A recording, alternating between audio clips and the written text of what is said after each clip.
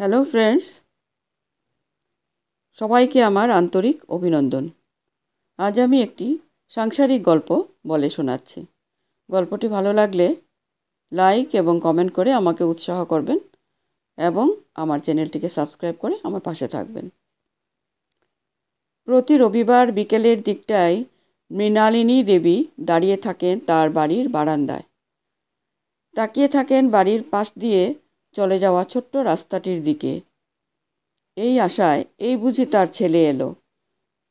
কিন্তু একের পর এক কত রবিবার যে পেরিয়ে যায়, কত মাস পেরিয়ে নতুন বছর চলে আসে, কিন্তু তার ছেলে আর আসে না। তবুও তিনি অপেক্ষায় থাকেন, হয়তোবা আসবে কখনো তার আদরের রূপ তার কাছে। মৃণালিনী দেবীর ছেলের নাম রূপ। বারান্দায় দাঁড়িয়ে থাকতে থাকতে হঠাৎই তার মনে পড়তে থাকে তার স্মৃতিকোঠায় জমে থাকা 40 বছর আগের কথা। তখন তার আদরের রূপ দেবরূপের বয়স মাত্র 2 বছর। রূপের বাবা একজন কর্পোরেট ফার্মে কর্মরত ইঞ্জিনিয়ার। স্বামী সন্তান নিয়ে তখন মৃণালিনী দেবীর চোখে হাজার স্বপ্ন। প্রথম থেকেই শ্বশুর শাশুড়ির সাথে এক ঘরে থাকার তার ইচ্ছে ছিল না। তার ইচ্ছে ছিল বিদেশে থাকার। বিদেশে থেকে সেখানকার শিক্ষা ব্যবস্থা অনুযায়ী তার রূপকে মানুষ করবেন, এই তার স্বপ্ন ছিল। সে পথ আরও সোজা হয়ে গেল যখন শ্বশুরমশাই হঠাৎই গত হলেন হার্ট অ্যাটাকে। তখন তার স্বামী সুপ্রতিম কিছুতেই চায়নি তার বাবা মারা যাওয়ার সঙ্গে সঙ্গে তার মাকে একা রাখতে। কিন্তু তার মা উমাদেবী কেমন যেন একরোখা হয়ে গেছিলেন। কিছুতেই তাদের পুরনো বাড়ি ছেড়ে অন্যত্র যেতে চাইতেন না। তার ইচ্ছে ছিল তার জীবনের শেষ কয়েকটি বছর তাদের পুরনো বাড়িতেই কাটানোর। ওদিকে মৃণালিনী দেবীও এক জেদ ধরেছিলেন, বিদেশে যাবেন তিনি যেভাবেই হোক।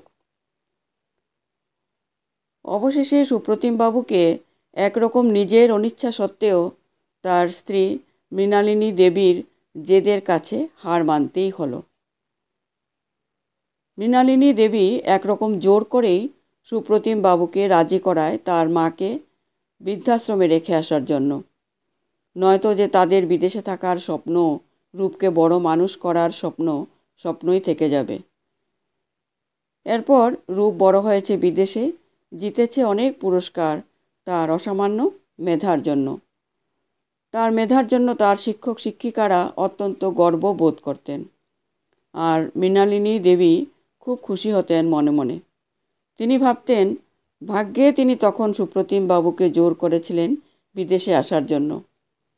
নয়তো তাদের ছেলে রূপের যে এত মেধা, সেসব কিছু অলক্ষ্যেই নষ্ট হয়ে যেত সঠিক শিক্ষা ব্যবস্থার অভাবে।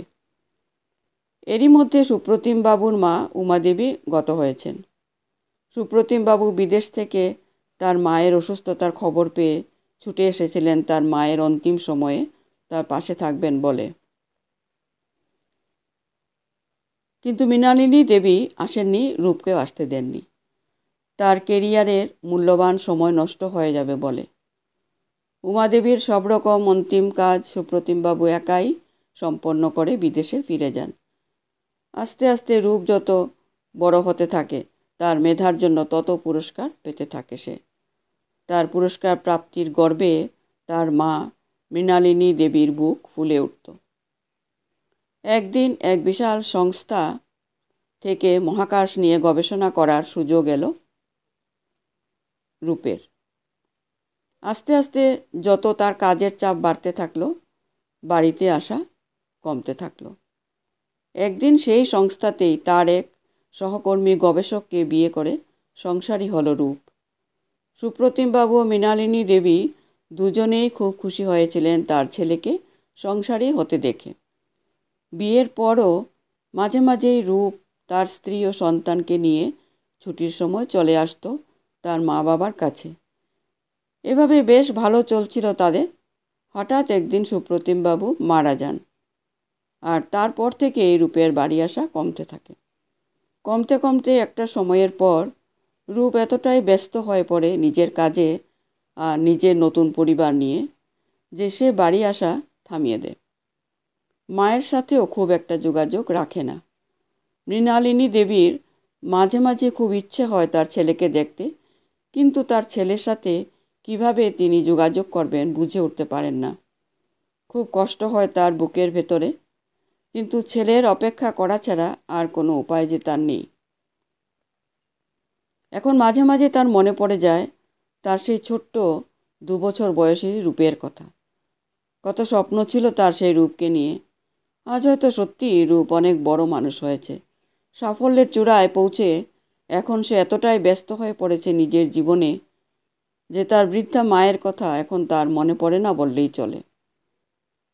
এখন মৃণালিনী দেবী নিজেই নিজের কাছে মাঝে মধ্যে প্রশ্ন করেন, সত্যিই কি তার রূপকে বড় মানুষ করে তোলার স্বপ্ন পূরণ হয়েছে আজ? না, বোধহয়। তিনি বোধহয় বড় মানুষের আসল অর্থটাই ভুল বুঝেছিলেন। এখন তিনি বুঝতে পারেন নিজেদের একটু সুখের খোঁজে তিনি উমাদেবীকে তার সন্তানের থেকে দূরে সরিয়ে তার শেষ বয়সটা কতটা যন্ত্রণাদায়ক করে দিয়েছিলেন। মৃণালিনী দেবী তার যে আদরের রূপকে বড় মানুষ তৈরি করার জন্য এসব করেছিলেন, সেই রূপের আজ তার মায়ের কথা মনেও পড়ে না। এটাই বোধহয় তার কর্মের সবথেকে বড় শাস্তি। এভাবে বোধহয় তার কর্মের প্রায়শ্চিত্ত হচ্ছে জীবনের শেষ অধ্যায়ে এসে।